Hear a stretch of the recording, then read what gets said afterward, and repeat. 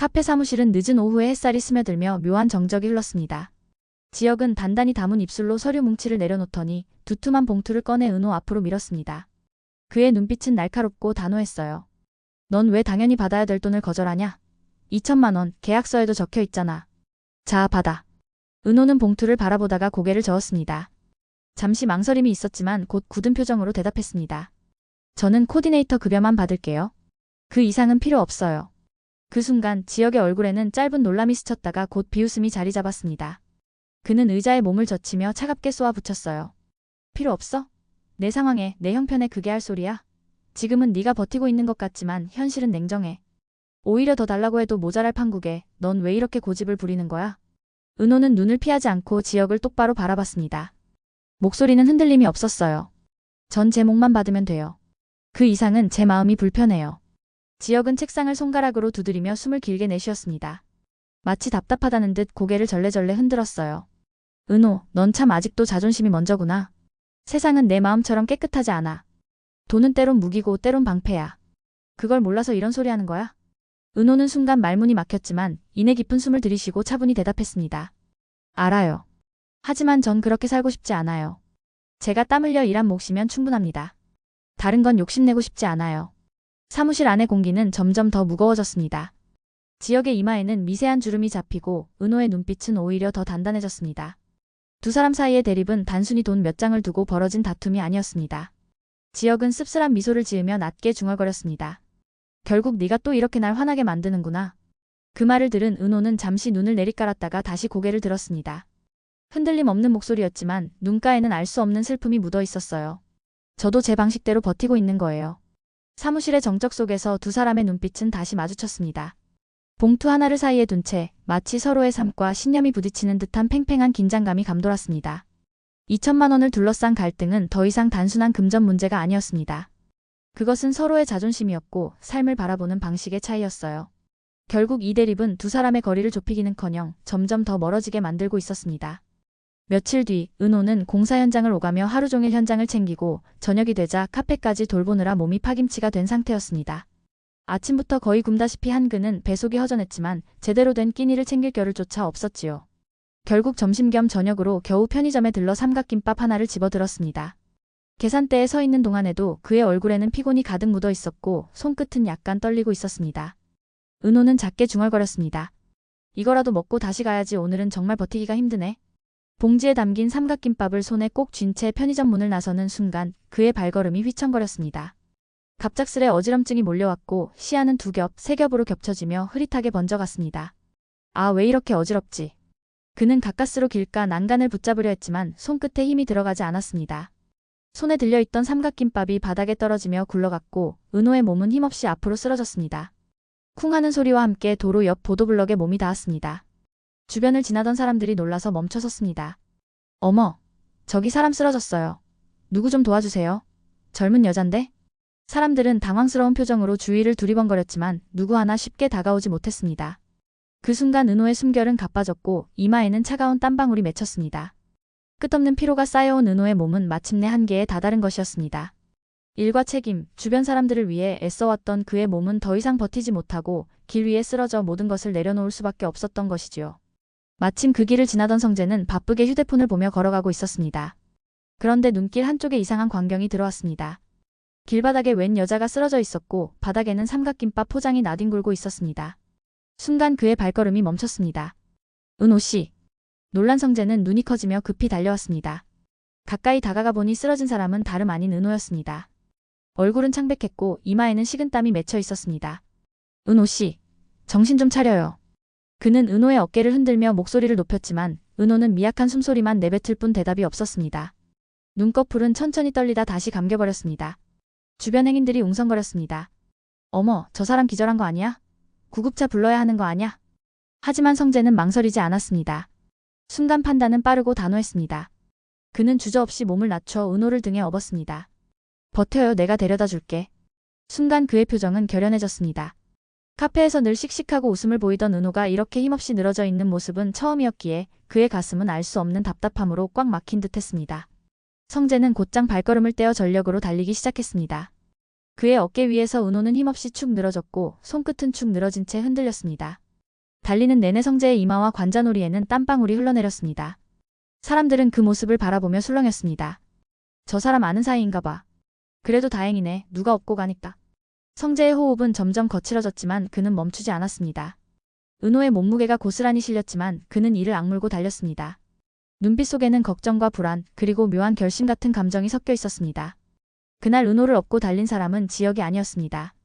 모두가 예상치 못한 순간 은호 곁에 있었던 사람은 성재였습니다. 성재는 은호를 업고 카페로 들어섰고 카페 안 지역 사무실 안의 지역의 침대에 은호를 눕혔어요.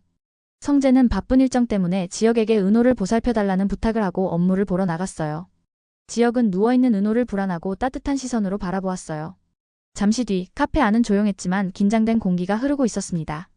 은호는 지역의 라꾸라꾸 침대에 누워 있었습니다. 얼굴은 여전히 창백했고 이마에는 식은땀이 맺혀 있었습니다. 성재는 급히 냉장고에서 물수건을 꺼내어 조심스럽게 은호의 이마에 올려두었습니다. 그의 손길은 서툴지 않았습니다. 마치 오래전부터 은호를 돌봐온 사람처럼 다정했고 눈빛에는 진심 어린 걱정이 담겨 있었습니다. 조금 쉬면 괜찮아질 거예요. 너무 무리했잖아요. 그의 목소리는 따뜻했고 낮지만 확실한 위로를 품고 있었습니다. 은호는 힘겹게 눈꺼풀을 떴다가 다시 감으며 그의 목소리에 잠시 안도하듯 숨을 고르기 시작했습니다. 그 순간 문 앞에 서 있던 지역의 시선이 두 사람을 향했습니다. 그는 아무 말 없이 가만히 서 있었지만 눈빛은 흔들리고 있었습니다. 눈앞에서 자신이 아닌 다른 남자가 은호의 곁을 지키는 모습은 그가 결코 예상하지 못했던 장면이었습니다.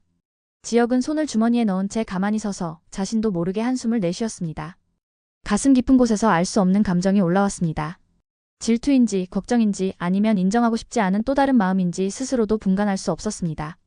넌 평생 나한테 경멸의 대상일지 몰라도 난 그럴 수 없어.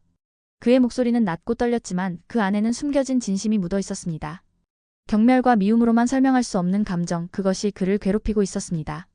성재는 은호 곁에서 자리를 지키며 물수건을 다시 적셔와 교체했고 손등으로 은호의 체온을 확인했습니다.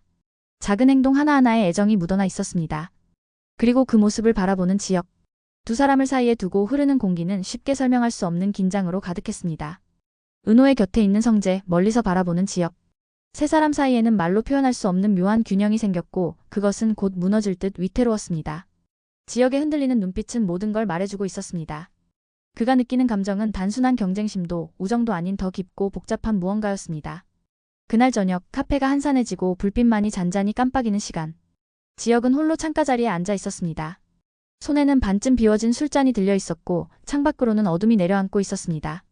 그는 술잔을 천천히 돌리며 낮게 중얼거렸습니다. 이건 내가 끼어들면 다 망가지는 리듬이야.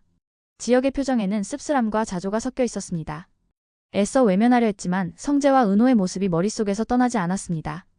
은호의 곁을 지키는 건 자신이 아닌 성재라는 사실이 그를 더 깊은 고민 속으로 몰아넣었습니다. 한편 그 시각 은호는 여전히 라꾸라꾸 침대에 누워 있었습니다.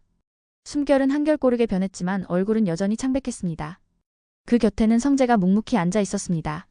성재는 은호의 머리맡을 지키며 손수건으로 은호의 손등에 땀을 닦아주었고 은호가 혹시 깨어날까 조심스럽게 눈길을 떼지 않았습니다. 잠시 후 은호가 힘겹게 눈을 떴습니다. 흐릿한 시야 너머로 가장 먼저 보인 것은 성재의 걱정스러운 얼굴이었습니다. 은호는 약한 목소리로 속삭였습니다. 본부장님 왜 여기까지?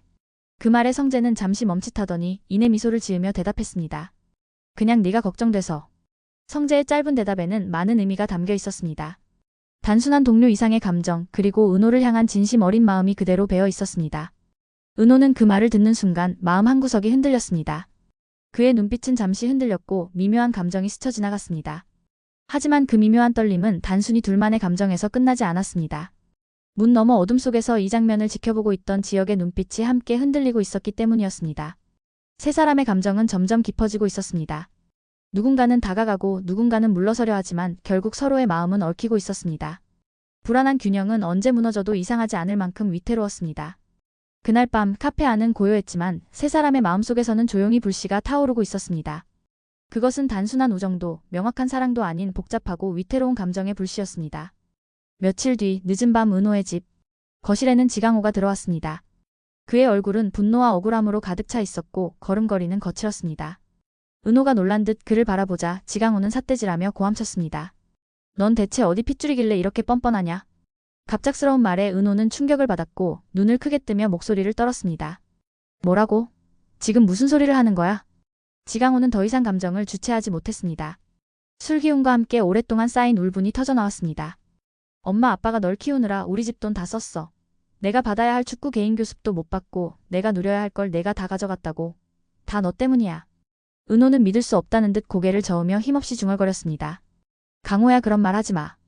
우린 가족이잖아. 하지만 지강호는 비웃듯 고개를 저으며 목소리를 더 높였습니다. 가족? 웃기지 마. 네가 친누나라고? 그건 다 거짓이야. 넌 우리 집 피도 살도 아니야. 넌 입양된 애였잖아. 그 말은 칼날처럼 은호의 가슴을 깊게 찔렀습니다. 은호는 다리에 힘이 풀려 벽에 기대며 주저앉았습니다. 눈가에는 눈물이 맺혀 흔들렸습니다. 입양? 그럴 리가 없어. 엄마 아빠가 그럴 리가 없잖아. 그러나 지강호는 멈추지 않았습니다. 울분은 더욱 거칠게 폭발했습니다. 그래, 다 숨겼겠지. 내가 불쌍해서든 체면 때문에든. 하지만 난 알았어. 네가 우리 집에 들어온 날부터 내 인생은 꼬였다고. 내 기회도 내 꿈도 다 네가 가져갔어. 거실 공기는 숨이 막히도록 무겁게 가라앉았습니다. 은호는 흐느끼며 벽에 몸을 기댔고 손끝은 떨리고 있었습니다. 믿고 의지했던 가족의 품이 한순간에 무너져 내리는 듯했습니다. 지강호의 입에서 터져나온 폭로는 단순한 다툼이 아니었습니다. 그것은 은호의 삶을 송두리째 흔드는 충격적인 진실이었고 앞으로의 관계를 뒤집어 놓을 파국의 시작이었습니다.